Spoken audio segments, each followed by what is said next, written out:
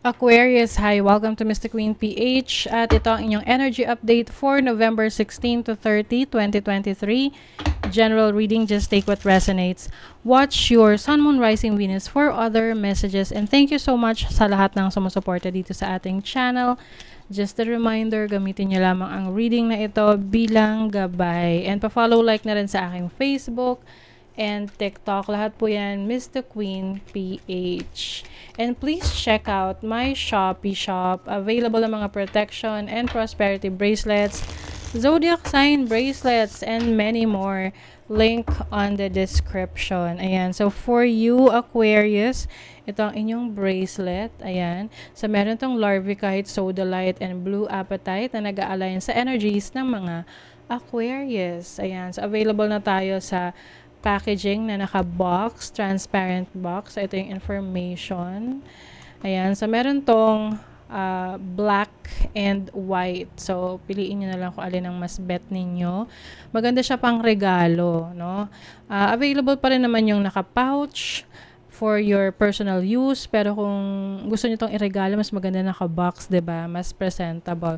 So, this is available sa Shopee. Link on the description. Yan. And kung hanapin nyo yung Shopee ni Mr. Queen PH rin siya. Okay? So, Aquarius, kamusta naman kayo? How's everything? Naihipan ang naihipan ang hangin. Wait lang. Okay, going back. Kumusta kayo? Aquarius. Medyo natagalan ang aking upload. Very, very busy tayo. Let's see your energies, Aquarius. Parang meron kayong minamadali ngayon. Bakit? Ano minamadali ninyo, Aquarius? Let's see what else for Aquarius. Pagbabago, transformation, rebirth. You are finally realizing your path, yung totoong para sa'yo. You have the Six of Pentacles. This is balance in your finances. Yung iba sa inyo, unti-unti nang nakakaraos sa inyong mga utang, no? Kung meron kayong utang or loans, no, sa bangko. And kung wala man kayong loan sa bangko, this is about yung expenses ninyo, nababalance nyo na yung pasok ng pera, labas ng pera. So, you're able to manage your resources wisely. And yung iba sa inyo, meron pa kayong sapat para makatulong rin naman sa iba. Yung iba sa inyo, meron kayong mga charity work. You have the Eight of Cups. You are leaving a situation here. Yung iba sa inyo may pag-travel. Yung iba mag-a-abroad. Iiwanan yung family para sa mas magandang kinabukasan. Oo. So, part of the changes rin na gagawin nyo sa buhay ninyo. I think you are exploring new opportunities, new paths. You have the Emperor. This is the energy ng Aries. Being in control of your life. Hindi mo na hayaan na iba ang makialam sa buhay mo kasi meron kang sarili mong desisyon, may sarili kang mga plano na gusto mong maisakatuparan. Okay?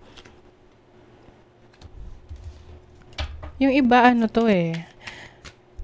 meron sa inyo rito na employee, no, empleyado, and you are thinking of becoming an entrepreneur, no?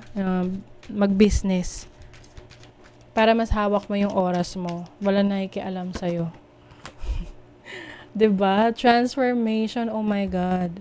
So, you have the Death card and the Judgment card. So, this really makes sense. Ito talaga ay ending and new beginning.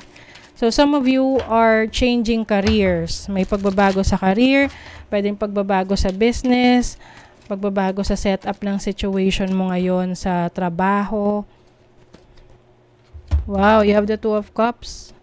Yung iba sa inyo, alis kayo sa trabaho kasi mag-aasawa na kayo or pwedeng pinapaalis kayo ng partner nyo kasi magpo-focus na kayo sa business. May partnership dito eh. So, yung iba naman, aalis kayo sa work or sa situation nyo ngayon dahil meron kayong collaboration or business partnership with someone na sa tingin mo enough, no, para maging kumbaga mas ma-improve mo yung situation mo sa career mo. You have the Three of Swords. Yung iba sa inyo mahirap to na pinagdadaanan nyo kasi maaring kailangan yung pumili. Alam mo yung tipong kailangan mong mag-decide para maka-move forward ka, para umusad ka. But at the same time, may pain, no? Painful rin sa'yo yung gagawin mong decision. Ano yung tipong separation anxiety, ganun. You have the Page of Swords. Oh, iniisip mo kasi magsisimula ka uli eh. Mag-aaral ka ulit, magti-training ka ulit, you know. Syempre kung meron kang path na bagong iti-take, mahirap for you at first, no, sa simula, na magkaroon ng adjustment. Oo. Doon sa transition na yon. But eventually, kaya mo naman, no? Tignan mo, you have the Emperor here. Meron kang sapat na kakayanan to make things happen, o diba?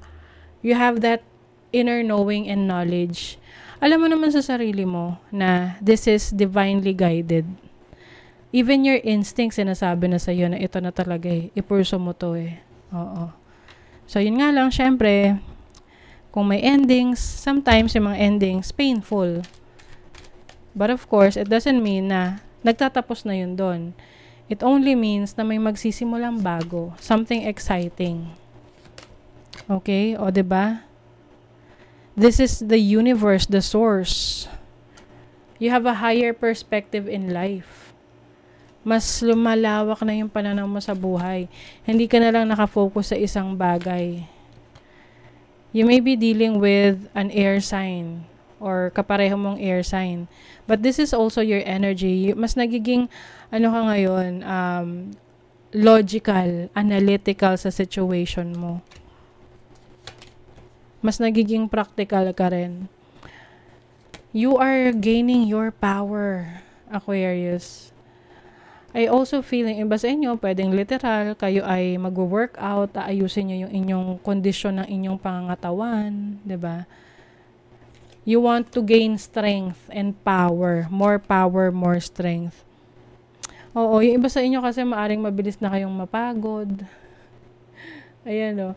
You feel like, lalo na kung nararamdaman mo na tumatanda ka na, nagkaka-edad ka na, so kailangan mo na kumbaga i-reassess yung sarili mo, ano yung kailangan mong baguhin na routine para mas mapalakas mo yung katawan mo.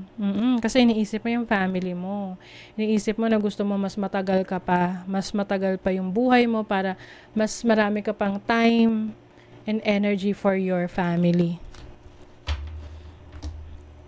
Yung iba naman sa inyo pwedeng may paglipat ng bahay. Oo.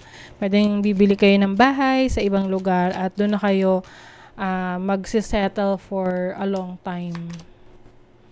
Ayan. Inherent wisdom is emerging at this time. Watch it and ready yourself for a rebirth. Oh, this really makes sense, Aquarius. Rebirth talaga, bagong ikaw. Version 2.0, 3.0. Hold the highest vision for your life. You now possess the ability to move past any hurdle. See? Kahit na painful yung kailangan mong pagdaanan, yung transformation. Ito yung sinasabi rin nilang tiis ganda, no? 'Di ba? Lalo na yung mga, let's say, nagpapa-enhance, no? Siyempre, nagpapa-enhance na kanilang physical attributes. Siyempre, hindi naman one click lang, ayan na agad, transformed ka na. May proseso and sometimes these are painful process. But you can endure that. Kaya mo siyang malagpasan. Smile. Smile na daw kayo. You will soon experience a wonderful journey of inner discovery. See? Marami ka pang madidiscover tungkol sa sarili mo, mga kakayanan mo, mga abilities mo. 'Di ba? So, embrace change. Kasi the moment na i-embrace mo tong pagbabago, tong mga bagong simula, na bago mo i-explore, mas makikilala mo yung sarili mo in a deeper level. Okay?